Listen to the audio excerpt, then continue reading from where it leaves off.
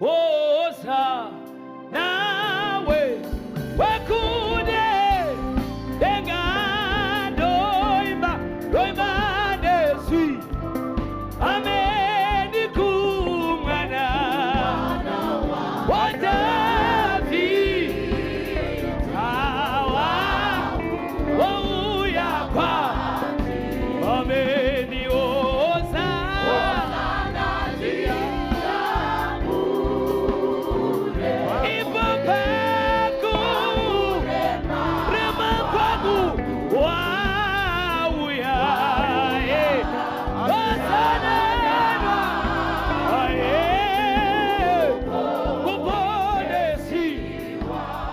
Valikani hama tinoda kutenda Mwari panguva ino nemukana uno watiwanisa zvekare kuti tinzwe shoko raMwari.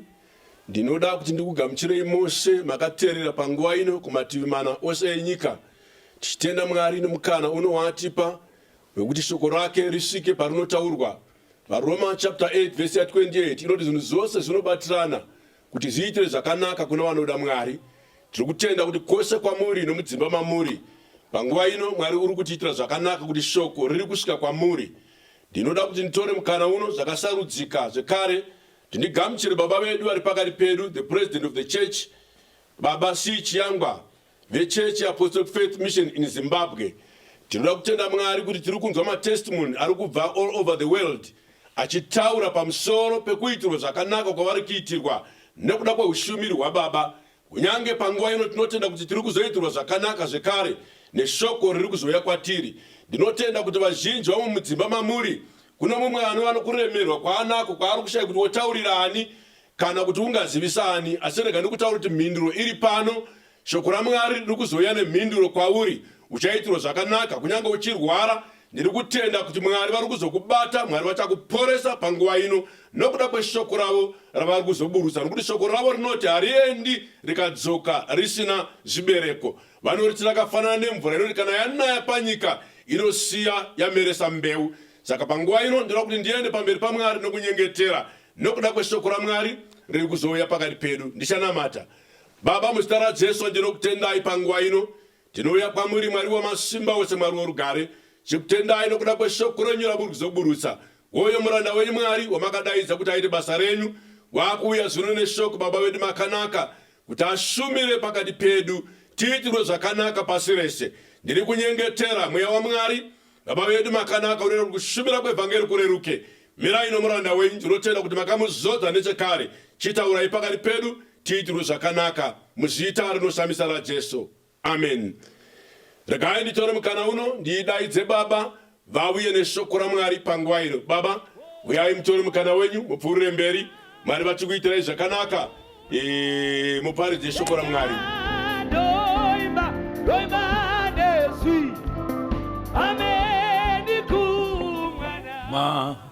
Skatanas, ndoda kutendai mose muri kundiona, mose makanditeerera. Nhasi ndauya neshoko, asi ndisati ndapinda mushoko ndoda kupa rukudzo noruremekedzo, nokuti Bhaibheri rinoti give honor to where honor is due. Ndinoda kupa rukudzo kuma church fathers yedu, regardless which denomination. Vabereki vakatitangira munyaya dzokunamata idzi. Ndoda kupa rukudzo rwangu noruremekedzo kumadzibaba edu nema-retired pastors vari pakati pedu. Ndinoda kupa rukudzo rukuru kumutungamiri wenyika yedu, His Excellency President Mnangagwa, his deputies and all the cabinet. Rukudzo rwangu noruremekedzo kwamuri vabereki. Nhasi ndoda kutaura pamusoro pekukosha kwa Ishe Jesu Kristu. Vakatitumira Mweya Mutsvene. VaKristu vazhinji havasi kunzwisisa kukosha kwebasa ravakabata paCalvary. Nhasi ndoda kutanga nokuverenga rugwaro runowanikwa kuti iye Ishe Jesu akatidzikinura mukutukwa kwese, kutuka kwemurayiro. Ndiri kuverenga kuna Deuteronomy chapter 28 verse number 1, a very famous scripture, you know.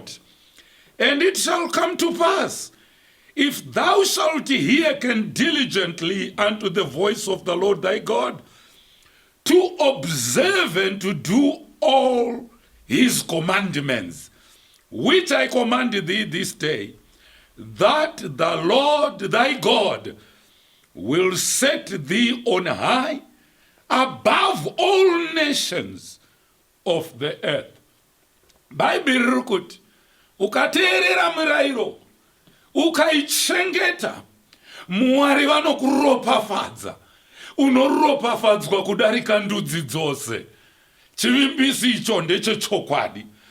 Asi paverse 15 Deuteronomy 28 kubva paverse 15 panotaura pamusoro pekutukwa kana usingateerere murayiro, unotukwa naMwari. Kutukwa uku kwakasiyana nokunzi iwe pfutseki, iwe musoro wako, kuye kutuka kuyoku hakuna nebasa rose. But kutukwa uku kwokuti ukasachengeta shoko raMwari kwakaipisisa. Ukaverenga Deuteronomy 28 kubva paverse 15 inokutaurira. Asi ini regai zvangu ndingobvira paverse 18 inoti zvibereko zvomuviri wako zvichatukwa. Zvibereko zvomuviri wako vana vako, Bhaibheri rinoti vachatukwa, nezvibereko zvevhu rako, nezvibereko zvemhou dzako, namakwayana amakwai ako. Uchatukwa uchipinda, uchatukwa kana uchibuda.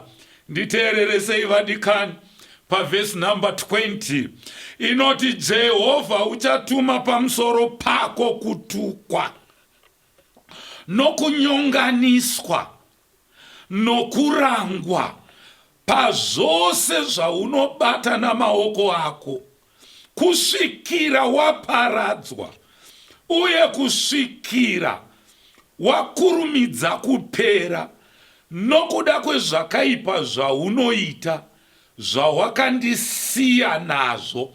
Vanhu vose vasinganamate, vanhu vose vasingagamuchire Jesu, vane zvakaipa zvavari kuita zvavakasiyira Mwari. Verse 21 inoti Jehovha uchakunamatidza denda kusvikira akupedza kunyika kwaunoenda kuti ive yako. Jehovha, verse 22, uchakurova nerukosoro, nefivhiri, nokupisa kwomuviri, nokuvaviswa kwazvo, uye nokushayiwa mvura nenyunje, nokuvhuvha. Izvo zvichakuteverera kusvikira waparadzwa. Denga rako riri pamusoro pako richaita sendarira, richava simbi, nenyika iri pasi pako sedare. Hama yangu, kana Mwari uyu akutuka, zvese izvi zvinoitika kwauri. Vana vako, zvibereko zvomuviri wako zvinotukwa, zvaunobata nemaoko ako zvinotukwa, hazviendeke. Shamwari, Jesu zvaakaendera pamuchinjikwa, akauya kuzobvisa kutuka kwemurayiro. Ndaakuverenga pana vaGalatia chapter 3 verse 13 to 14. VaGalatia 3 verse 13 inoti Christ hath redeemed us from the curse of the law. Ndakutaurira kuti ukasachengeta murayiro, pane kutukwa kunouya kwandaverenga kwese. Asi Jesu achienda pamuchinjikwa, akaenda pamuchinjikwa kuti abvise kutuka kwemurayiro, kwokuti ukasachengeta, Mwari vanokunamatidza rukosoro, kupisa kwomuviri, nyunje, kuvaviwa. Ukaramba uchienda nayo pamberi kutukwa kwakaipa, kunoti iko uchadyara mazambiringa iwo hauadye, uchaona vatorwa vachiuya kuzoadya.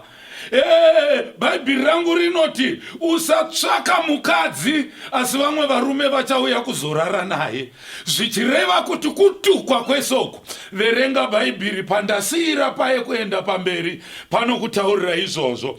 But shamwari yangu, sei ndiri kukukurudzira kuti ramba uchinamata, sei ndiri kukukurudzira kuti gamuchira Jesu, nokuti Jesu akauya kuzobvisa kutuka kwemurayiro. Oh, hallelujah.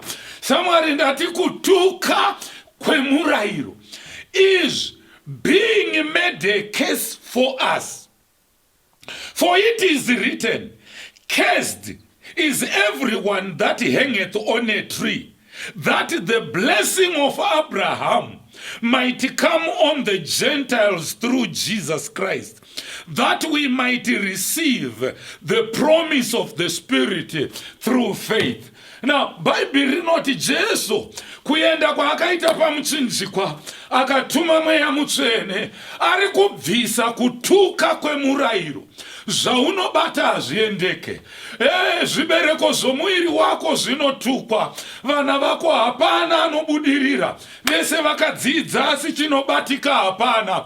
Nhasi nezita raJesu, nhasi masikatano nezita raJesu, ndinoti tsvaka Jesu. Akatakura kutukwa kwedu, akatakura ushambwa hwese, kutuka kwemurayiro, kokuti ukasachengetedza murayiro unenge watukwa.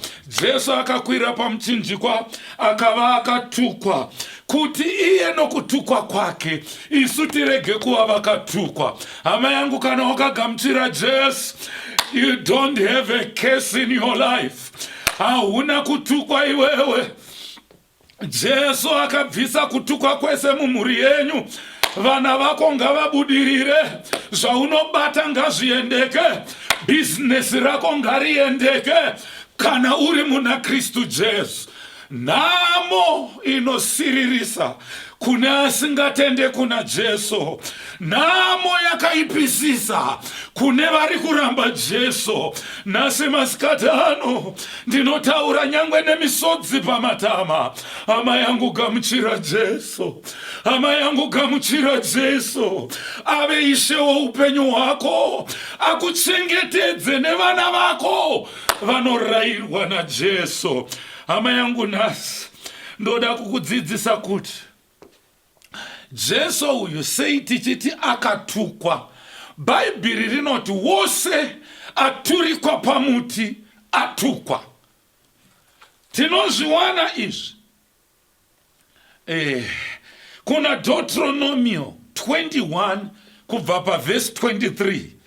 Now 21 Deuteronomio verse 23 inobva yati, his body shall not remain all night upon the tree, but thou shalt in any wise bury him that day.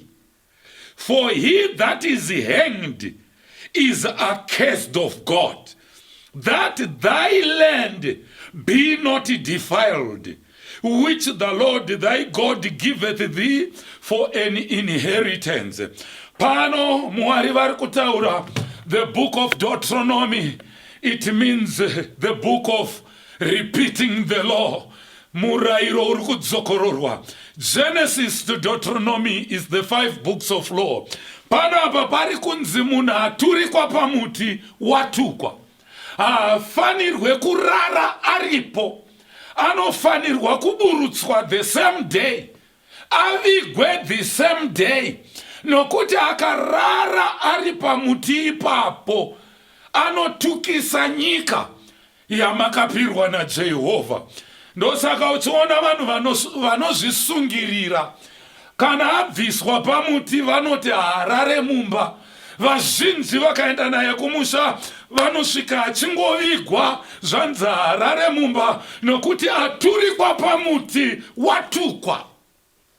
Saka Jesu Kristu kuenda kwaakaita pamuchinjikwa akaturikwa pamuti, kureva kuti atukwa, akatakura kutuka kwemurayiro, ukasachengeta shoko raMwari, ukasachengeta mitemo inogumi, hama yangu, pane kutukwa kunouya.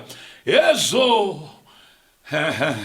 isu mitemo inogumi yakaoma kuichengeta, nokuti Bhaibheri rinoti ukakanganisa mumwe chete wakanganisa yose. Zvakafanana nemunhu ari kugadzira omelette. Unotora zai wopunza woisa mbeseni, wotora rechipiri wopunza woisa mbeseni, ukazorova rechitatu ukariona rakaora, iro ratewira mune mamwe. Kureva kuti omelette yose hapasina, wakutorasa neakanaka ose, nokuti mawira rakaipa. Ndo zvakafanana nomunhu ari kutraya kuchengeta the 10 commandments. The moment wakanganisa one, wakanya zai rakaora rawira mune mamwe, ose atoipa. Saka hakuna munhu anoponeswa nokuchengeta the 10 commandments. Hama yangu, ndiri kuti Jesu kuenda kwaakaita pamuchinjikwa akatukwa. Ndiri kutaura nemi mumhuri menyu, munoti aiwa mhuri yedu, isu kwedu kwakatukwa, hakuna anoroorwa. Anoti akaroorwa anodzoka pamusha, vanorambwa, takatukwa. Vamwe voti vana vanoshaya mabasa, hakuna ari kubata chinoendeka. Nyangwe havakaimba ipere, ndine nyaya yakanaka kwauri nhasi, ndatumwa neshoko kwauri, kuti Jesu wakaenda pamuti akatukwa, kuti iwe nemhuri yako urege kuva wakatukwa. Ubate zvinobudirira, ubate zvinoendeka, nokuti Christ hath redeemed us. The Bible puts it clearly.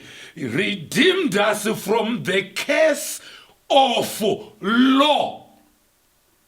Rega kunditi iwe hausi kuchengeta sabata, iwe wakazodai. Christ hath redeemed me from the curse of the law. Am I talking to somebody? Paita ari pamuchinjikwa, vanonzi vakaruka korona yeminzwa, vakamuisa. Matthew 27 verse 29.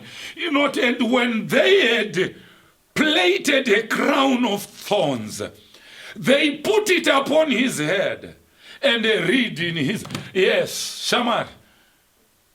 Ukazoenda kuna Genesis chapter 3. Nyoka yafurira mbuya Eva. Mwari akuisa judgment. Anoti nyoka uchafamba nedumbu, mukadzi ucharwadziwa pakubereka. Ini Mwari handichasika vanhu, asi iwe ndiwo ucharwadziwa pakubereka. Adam, nyika, Adam haana kutukwa, akanzi nyika yatukwa nokuda kwako kwokuti wateerera mukadzi wako.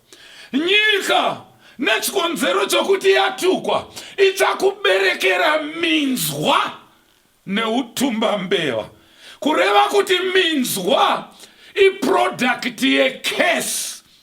Jesu ari pamuchinjikwa, vakamurukira korona yeminzwa. Oh, hallelujah. Vakatora kutukwa kwenyika vakakuisa pamusoro pake.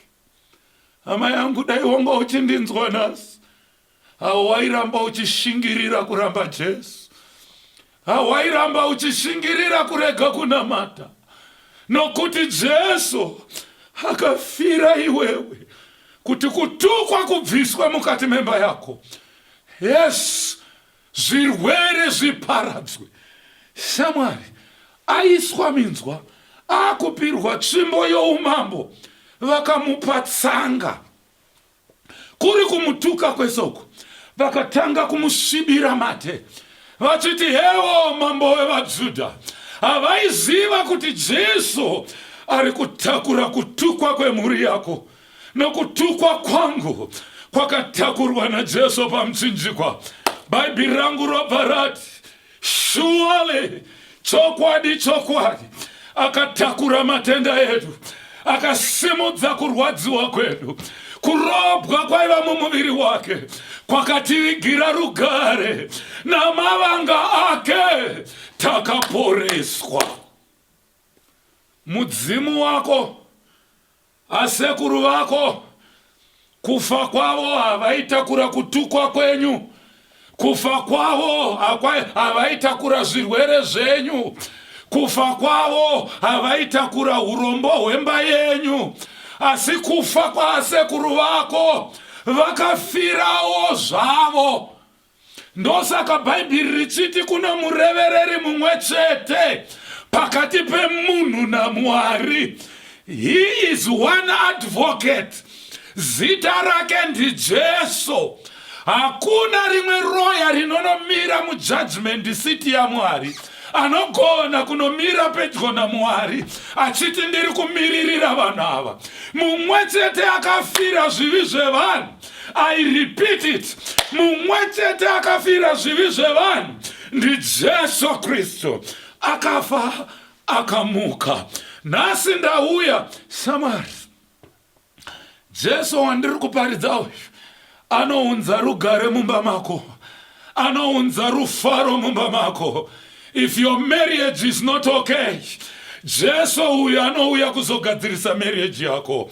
If your finances are not okay, I'm calling you to receive Jesus. Anything in your family, anoti kandirai mitoro yenyu yose kwandiri, ini Jesu ndigokutakurirai. Hama yangu, hama dzedu dzakafa idzi vakafawo nokukundikana kwavo. Akarwara asi Jesu haana kufa nokurwara. Avamurovera pamuchinjikwa, anoti zvapera. Baba ndapedza zvamakandituma, tetelestai. It is fully paid. Ndabhadhara kutukwa kwevanhu vose. Aripo pamuchinjikwa anoti, Father, into thy hands I commend my spirit. Akatora mweya wake akauisa mumaoko aBaba. Haana kufa sezvaifungira vanhu. Hama dzangu, Bhaibheri rinoti wose aturikwa pamuti watukwa. Ukaenda kuna Joshua 10:17, kune 5 kings dzeKenani dzakazvivharira mubako. Joshua akaudzwa zvakanzi vaburitsei, vakaurayiwa vakaturikwa pamuti. Zvakanzi ibvai mavaburutsa nguva iyoyo kuti nyika irege kutukwa, nokuti waturikwa pamuti watukwa. Vavigei nezuva iroro, vakabva vavigwa. Nokuti ndiri kutaura pana Joshua chapter 10 verse 26 and 27. Hama dzangu nhasi, Kristu wakatidzikinura pakutuka kwemurayiro. Ndiri kuda kutaura kuti pamusoro pekutuka kwemurayiro, ndakuverengerai kuti ukasachengeta murayiro pane kutukwa kunouya. Asi vaGaratia anoti akatakura kutukwa kwedu. Ndakuverenga kuti maropafadzo aAbrahama hazvina kunzi kuti urombo hwaAbrahama, hanzi maropafadzo.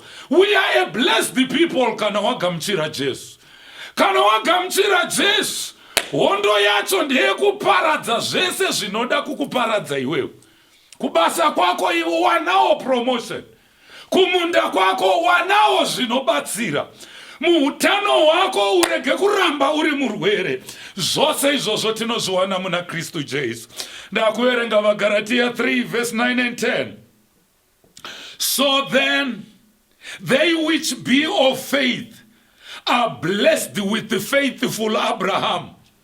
For as many as are of the works of the law are under the curse. As many who are under the works of the law are under the curse. For it is written, cursed is everyone that continueth not in all things which are written in the book of the law to do them. Now, Bible riri kuti ngaatukwe ose ari kukundikana pakuchengeta mirayiro iyi. Vakatukwa vari kushingirira kuchengeta murayiro, ivo vachitadza kunyatsokuichengeta.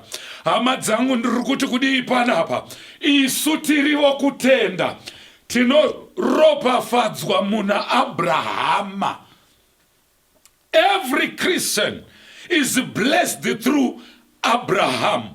I want to come to this scripture as well. Vayandipa shoko rinoti, but Acts 16 verse 31.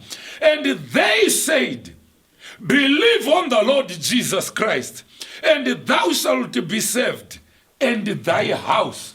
Shamar, ndi Paulos, ari mu Philippi, asungwa ari mu jeri, akanga aina Silas, varimo, vachiimba vachirumbidza Jesu. Hama yangu kune vamwe vangadaro vakasungwa nemweya yakaipa, vakasungwa nemweya yetsvina. Nhasi ndinoda kuti rumbidza Jehovha. Munguva yakaoma, munguva yokufara, rumbidza Jehovha. Vachirumbidza Jehovha, jeri rakavhurika. Masuo ese akashama pasina ari kukinura. Hama yangu, mugadi Jeri paakaona kuti misuo yose yavhurika, akatora banga akada kuzviuraya. Paulos akati usazviuraye, tose tiri muno, hapana abuda. Zvakanzi nomugadi Jeri, ndingaite sei kuti ndiponeswe? Zvakanzi gamuchira Jesu, iwe nemhuri yako uchaponeswa, iwe nemba yako. Kureva kuti baba amai nevana vese munofanirwa kuponeswa. Hazvinakidze kuti munhu wana anobuda mumba achienda kuchechi, iwe uchitsvaka zvako. Kune vose vakanditeerera, kunamata kwatiri kuita uku hakusi kushaya zvokuita, hahusi urombe kana unzenza. We have an inheritance. Tine nhaka yatakachengeterwa.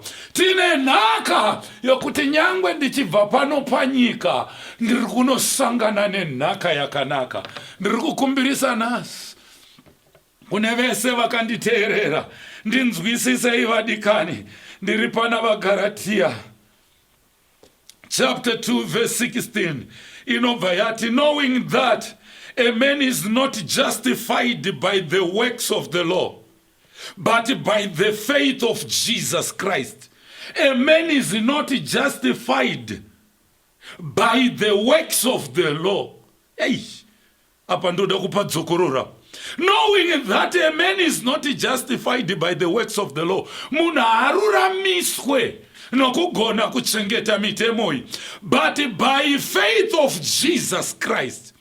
Even we have believed in Jesus Christ, that we might be justified by the faith of Christ, and not by the works of the law. For by the works of the law shall no man, no flesh be justified.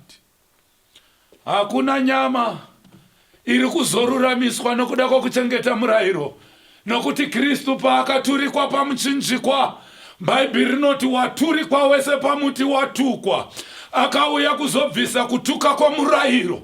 Hama dzangu, tinoponeswa nenyasha nokutenda kuna Kristu Jesu.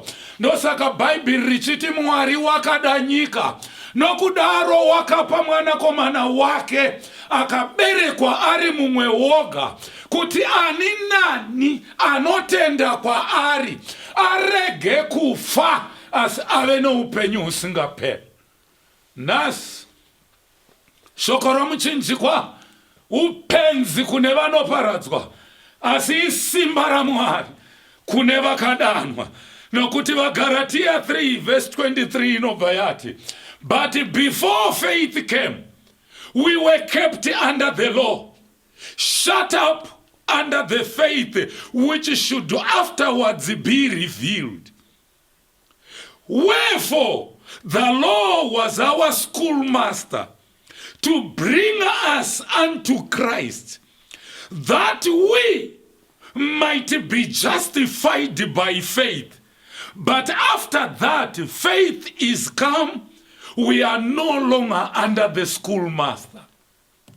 Hama yangu, murayiro unegumi ndo waiva schoolmaster. Muchishona ndoti muzvina fundo aitidzidzisa nokuti unza pana Kristu Jesu. Zvino tasvika pana Kristu Jesu, we are no longer under the law. taakutevera Jesu watakagamuchira. Payamuka kuvakafa anoti aiwa ndikusiyei muri nherera, ndichakutumirai Mweya Mutsvene anozogara nemi. Kwete anouya achienda sowo kuOld Testament, asi Mweya Mutsvene anogara nemi achadzidzisa nezvangu, achataura pamusoro pezvangu. Haataure pamusoro pezvake, anotaura pamusoro pezvaJesu. Ukaona chiprofita chichitaura pamusoro pezvimwe zvinhu chisingataure pamusoro paJesu, hausi Mweya waMwari. waMwari unouya kuzotaura nezvaJesu, unouya kuzopupurira Jesu. Kristu akaenda pamuti kuti isu tisunungurwe, tidzikinurwe pakutuka kwemurayiro. Hama dzangu nhasi ndataura kuti, oh my God, Bhaibheri rati kutukwa ndokunoku. Inga Bhaibheri zvarinenge rakutaura necoronavirus. Deuteronomy 28 verse 22 inoti Jehovha uchakurova norukosoro, nefivhiri, nokupisa kwomuviri, nokuvaviswa kwazvo, uye nokushayiwa mvura nenyunje, nokuvhuvha. Izvo zvichakuteverera kusvikira waparadzwa. Jehovha uchashandura mvura yenyika yako ive bukuta neguruva, zvichaburukira pamusoro pako zvichibva kudenga kusvikira waparadzwa. My God, my God. Regai ndingoiverengai.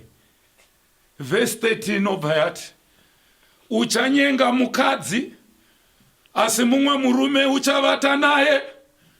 Uchavaka dzimba, asi haungagarimo. Ucharima munda wemizambiringa, asi haungadyi michero yayo. Ndokutukwa uku Jesu kwaakaendera pamuchinjikwa, kuti iwe nemhuri yako urege kuva wakatukwa. Ndinzwisise nhasi, mashoko andiri kutaura anorema, mashoko andiri kutaura anorwadza. Rega kutaura kuti vachiyangwa vanga vachiti iti Bhaibheri ranga richiti kuna Deuteronomy 28 kubva pa15 kusvika pa30. Ndo pandiri kuverenga. Shamwari, Jesu ari kuda kubvisa kutukwa mumba mako. Jesu ari kuda kubvisa kutukwa muupenyu hwako. Chii chaicho chauri kuregera kutsvaga Mwari iwewe? Kukosha kwerudzii kwauri kurambira Mwari iwewe? Kukosha kwerudzii kwauri kurambira kugamuchira Jesu? Hama yangu nhasi, ndiri kukukumbirisa kuti ranhasi ngarirege kudoka. Pandiri kupedza kutaura panapa, kupfugama hakunyadzise, kutsvaga Jesu hakunyadzise. Nyangwe une zvakawanda sei zvepanyika pano, hauende nazvo kudenga. Hauende kunotaurira Mwari kuti ndakatadza kunamata ino, kuti ndakatenga imba, ndakatenga gedzo, ndakavaka musha. Hama yangu, gamuchira Jesu. Nhasi ndiri kuda kutaura pamusoro pokugamuchira Jesu. Pana ari kundinzwawo here nhasi? Urege kuenda kumba kwako wakadaro. Ndiri kuda kutaura pano. Pane kutukwa kunouya. Uku ndo kutukwa kunoinga maKristu. Ndakuuya kumaKristu mumba menyu. Oh, hallelujah. Malachi 3 verse 8 to 9. Nruda kutaura kuti Jesu akatakura kutukwa kwedu. But panapa pano kutukwa kunouya kana wakagamuchira Jesu. Usingatevedzere izvi zvaakataura apa, kutukwa uku kunokutevera. Panoti, will a man rob God? Yet you have robbed me. But you say, wherein have we robbed thee? In tithes and offerings. You are cursed with a curse, for you have robbed me, even this whole generation. Amen. Bible rinoti chegumi chinokosha. Ko munhu angabire Mwari here? Ungabira Mwari sei? Mwari vari kuti muri kundibira pane zvipo nezvegumi zvinotsaurwa. Pa lockdown ino mugere mudzimba, rega kukanganwa kubvisa chegumi chako. Nyangwe ukageza maoko, nyangwe ukasanitiza sei, shamwari, ramba kutuka kunobva kuna Mwari. Nyangwe chirwere chaenda ichi Mwari akatuka upenyu hwako nemhuri yako, hapana anogona kukurapa. Bible rinoti you are cursed with a curse, for you have robbed me, even this whole generation. Munyika yedu ino yeZimbabwe haibudirire nyika inoi kana tisingabvise mitero. Mitero inofanirwa kubviswa. Vanhu vese vanovenga vanobhadharisa mitero, asi mitero ndo inoita kuti nyika yedu ifambe. Mitero ndo inotambirisa vese vanoshanda muhurumende, inogadzirisa migwagwa yedu, mahosipitoro kutsvaga mishonga. Mitero yatinenge tichibhadhara. Kana naMwariwo anoti mutero wangu 10% chegumi ngachiuye. Nasi ndiri kuda kutaura ndichiti Mwari uyu anoti if you bring all your tithes and offering, God says I will rebuke the curse of the devourer. Ndichatuka muparadzi. Pane mweya yerima. Shamwari, ipo pano patiri mumhepo muri kufamba zvakawanda. Iyo coronavirus inofamba mumhepo. Zvishiri zvinofamba mumhepo. Zvikwambo, mweya yerima inofamba mumhepo. Anogona kukudzivirira ndiJehovha. Hakuna mumwe anogona kukudzivirira. Hama yangu ndiri kukumbirisa muzuva ranhasi. Ndiri kukukumbirisa nezita raJesu. Ndinozvitaura nyangwe ndichichema kuti rega kukanganwa Mwari. Nokuti pana 2 Corinthians 5 verse 21, for he hath made him to be sin for us who knew no sin, that we might be made the righteousness of God. Iye Jesu paakaenda pamuchinjikwa, Bible rangu riri kuti Mwari vakamuita zvivi. Zvivi zvangu nezvako. Shamwari Mwari akamuita kuti ave zvivi, kuti iye nezvivi zvake tive isu vakarurama. Kana tava vakarurama, tinoporeswa, tinosunungurwa kune zvakaipa, tinorwirwa kumweya yerima. Hama yangu, kwete kurwirwa kune zvese zviri kurasira vanhu Mwari, vachienda munyika, vachienda kunotsvaka zvikwambo, vachienda kunotsvaga mishonga yeraki, kutsvaka mari. But Shamwari, mari inobva ikoko haina kuchena, inokutorerai vana nemhuri. Ega nditi huya kuna Jesu, paakaenda pamuchinjikwa akava murombo. Ndiri kuverenga kuna 2 Corinthians 8 verse 9. Inoti, for ye know the grace of our Lord Jesus Christ, that though he was rich, yet for your sakes he became poor, that you through his poverty might be rich. That you through his poverty might be very rich. Ndiri kukukumbirisa nhasi hama yangu kuti Mwari Jesu paakaenda pamuchinjikwa akava asina kupfeka, akava asina kana anomira naye kana anomurwira, akava murombo, asina kana magwete enyika ino, akasarudza kunomumiririra. Hapana, akaenda akanomira ari ega pamuchinjikwa, akava murombo asina chinhu, kuti iye neurombo hwake isu maKristu tive vapfumi mahari, tive vanobudirira mahari, nokuti kana wava muna Kristu Jesu, zvaunobata nemaoko ako zvinobudirira. Ewo zvibereko zvomuviri wako zvinobudirira, zvinoropafadzwa. Zvibereko zvevhu rako zvinoropafadzwa. Zvibereko zvemwombe dzako nemakwai ako anoropafadzwa kana wava muna Kristu Jesu.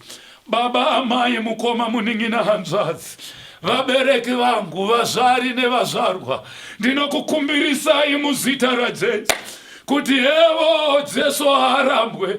Zvichida wanga wadzokera mumashure, zvichida wakanga wakusiya kutenda. Nhasi ndinokukumbirisa, nhasi ndinorevesa. Will you come back to Jesus? Will you come and rededicate your life to the Lord? Ndinokumbirisa kuti nemi vatendi muri mudzimba munoda kurasa zvinhu muchienda muchitsvaka zvisina basa. Ndiri kukukumbirisai nhasi kuti nenyasha dzaMwari, nenyasha dzaMwari, mudzokere kuna Mwari, muuye kuna Mwari anokuregererai. Ndoda kutaura ndichiti Bhaibheri rangu rinoti nyangwe zvivi zvako zvatsuka somucheka mutsvuku, zvichachena sechando chamatsutso. Hazvinei kuti wakaitei, hazvinei kuti wakaponda munhu, wakabvisa mimba, hazvinei zvawakaita. Bhaibheri rangu Jesu anoti nyangwe zvivi zvako zvatsuka somucheka mutsvuku, uya titaurirane, zvichachena sechando chamatsutso. Ndinokumbirisai mumba mamuri, pose pamuri nhasi, ndinokumbirisa nhasi kuti nyangwe wakakanganisa zvakadii, Bhaibheri rangu rinoti kana tichizvireurura zvivi zvedu, Mwari vakatendeka vanotiregerera nokutikanganwira zvakaipa zvedu. Ndiri kukukumbirisa iwe wakanteerera nhasi, zvichida uri muKristu, zvichida usati wagamuchira Jesu, ndiri kukukumbirisa nenyasha dzaMwari kuti udzokere kuna Mwari. Mwari vabvise kutuka kwemurayiro, nokuti vakatukwa pamuchinjikwa kuti iwe urege kuva wakatukwa. Zvose zvakatukwa nedzinzare kwenyu, zvose zvavakakushurikidza nhasi, ndauya nomushonga mukuru unonzi Jesu Kristu. Ndokumbirisa right now, as I'm closing, handidi kukuklozera kunze. Usanyare vanhu vaugere navo, usanyare pauri.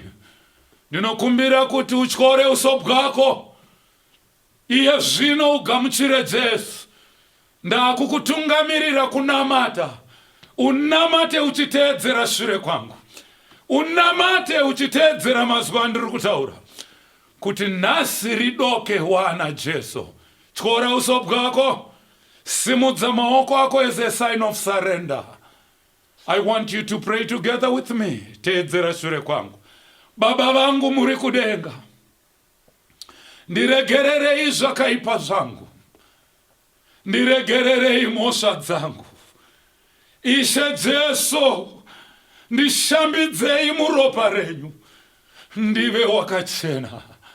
Pindai mumwoyo wangu, ivai Mwari wangu, ivai mununuri wangu. Ishe Jesu, nhasi ndizadzei nomweya wenyu mutsvene, munyore zita rangu mubhuku renyu roupenyu. Kubva zuva ranhasi ndinoda kutevera imi Jesu. Ndinoda kuti kana wanamata munamato uyu watogamuchira Jesu. I'm now praying for you. Baba vangu muri kudenga, makati uyai kwandiri mose makaneta makaremerwa, ini ndichakuzorodzai. Gamuchirai vana venyu, vabvuma mhosva dzavo, vabvuma zvakaipa zvavo, vabvuma kutadza kwavo. Nhasi kutukwa kwanga kuri muupenyu bwavo ngakuparadzwe, ngakuparadzwe nezita raJesu. Ndinoti Mwari vakuchengetei, Mwari varambe vachipenyesa chiso chavo muupenyu bwenyu. Mwari ngavakomborere zvose zvamunobata nemaoko enyu.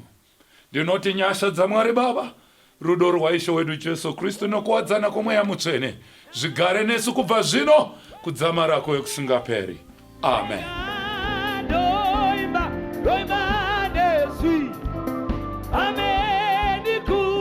Toda kutenda Baba vataura kwatiri paservice ino, Baba vedu, Baba President C. Chiangwa, maita yenyu Baba, Mwari venyasha varamba vachikuwedzerai nekutungamirira kereke zvakanaka.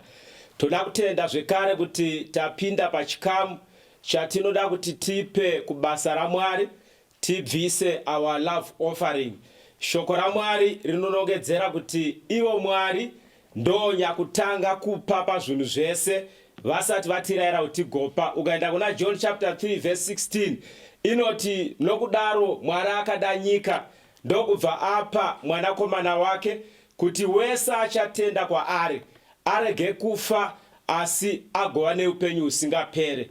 Ukaverenga zvakare Acts chapter 20:35 inoti iyo blessed is the hand that gives more than the one that receives. Saka toda kuti sevana vaMwari vanzwa shoko randiri kutenda kuti shoko iri rawira paivhu rakanaka rinofana kuita zvibereko. Ukaverenga nyaya yemukushi yakabereka 30-fold, ikabereka 60-fold, ikabereka 100-fold. Saka toda kupa kubasa raMwari, toda kupa kukereke, uye toda kubvisa zvatakapiwa naMwari, tipe chipo cherudo zuva ranhasi. Saka ndinokukokai vadikani, ndinokukurudzirai vana vaMwari, tose tanzwa shoko, titambanudze maoko edu pabasa rakadai kuti basa raMwari rirege kugomera ripfuurire pamberi zvakanaka. Kana iro rikafamba nesu tinoropafadzwa. Remember, Jesu anoti seek ye first the kingdom of God and his righteousness, and all these things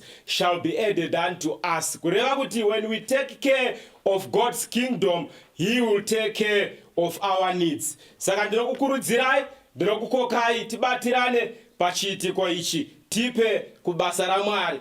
Ndichotenda kuti madetails ari kufamba pane vari kuona pa screen, tine madetails ari kufamba ipapa, asi ndichaverenga kuno. Account name yedu it's AFM in Zimbabwe, bank it's ZB Bank, branch Natal branch, account number 4130/516586/A080. Ndinodzokorora 4130/516586/080. Nostro account kune vane forex yavo it's 4130/516586/405. Ndinodzokorora zvekare 4130/516586/405.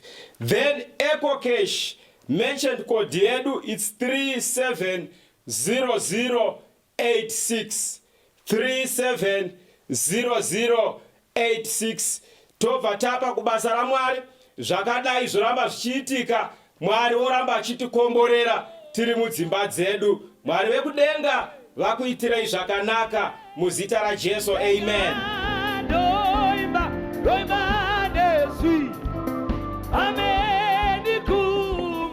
Tinoda kutenda Mwari pazuva ranhasi, tichivatenda neshoko ratanzwa rabva kuna President Reverend C. Chiangwa. Tinotenda vateereri vedu maitirwa zvakanaka, Mwari vakuwandirai nyasha.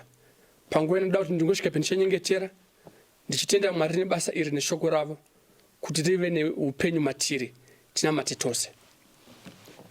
Baba vangu vari kudenga, muzita raShe Jesu Kristu, ndinokutendai nezuva ranhasi, ndinokutendai neshoko renyu. Ndinotenda Mwari mataura kuupenyu hwedu. Mwari matibvisa Mwari kurufu, mukatipa kuupenyu. Matibvisa Mwari mukutukwa, mukatipa kuropafadza. matibvisa Mwari kuupenyu hwakare mukatipa upenyu hwazvino. Tinokuvongai Mwari wedu, tinokutendai Baba vedu vari kudenga. Mbiri nekukudzwa zvipiwe kwamuri Mwari wamasimba ose. Kukudzwa kwose ndekwaJehovha. Isu sevanhu tiri pasi, imi Mwari mukudzwe. Tinokutendai Mwari neshoko renyu. Tinotaura pazuva ranhasi kuti ngarive noupenyu matiri. Tirivhenganise nekutenda kuti rigone kutishandira. Kune Mwari vanga vachirwara pakati pedu vaponeswe naro. Vanga vakatsikirirwa nemweya tsvina vasunungurwe. Vanga vane upenyu Mwari hwakarashika udzoke kwamuri. Tinotaura nyasha dzaMwari wamasimba ose. Dzinopa upenyu, dzinopa Mwari tariro, dzinotipa Mwari kugona kubva panguva ino kusvika zvichienda mberi. Baba vedu vari kudenga muzita raJesu. Taramba tichingotenda, taramba tichitenda kwamuri. Nenyika yekwedu Mwari ngairangarirwe nemi. Mwari vari kuzvipatara ngavarangarirwe nemi. Vari kunzvimbo dzakasiyana-siyana ngavarangarirwe nemi Mwari. Mupodze nenyika yekwedu. Mupodze Mwari vangu nevatungamiriri vamukatipa. Nyasha dzenyu dzirambe dzichioneka muupenyu hwavo. Nesu vanotungamirirwa Mwari. Tinoisa pasi pavo tichitenda nenyasha dzenyu dzinoshamisa kuti dzisaramba tichitigonesa kubva pazuva ranhasi kusvika nekusingaperi. Mbiri nekukudza chipiwa kwamuri Baba muzita raShe Jesu Kristu. Tatenda Mwari wamasimba ose nokuti ngoni dzenyu dzinogara nekusingaperi. Muzita raBaba nereMwanakomana nereMweya Mutsvene. Amen. Tinokutendai vateereri vanga nesu pachikamu chino. Tinotenda kuti maitirwa zvakanaka. Tinoti Mwari varamba vachiwandirai nyasha zvikuru sei pamazuva anotevera. Tinotenda tichange tine zvakare pachikamu chinotevera. Murambe munesu. Mwari aramba achikusimbisai muitire zvakanaka muzita raShe Jesu Kristu. Amen. Hosanna.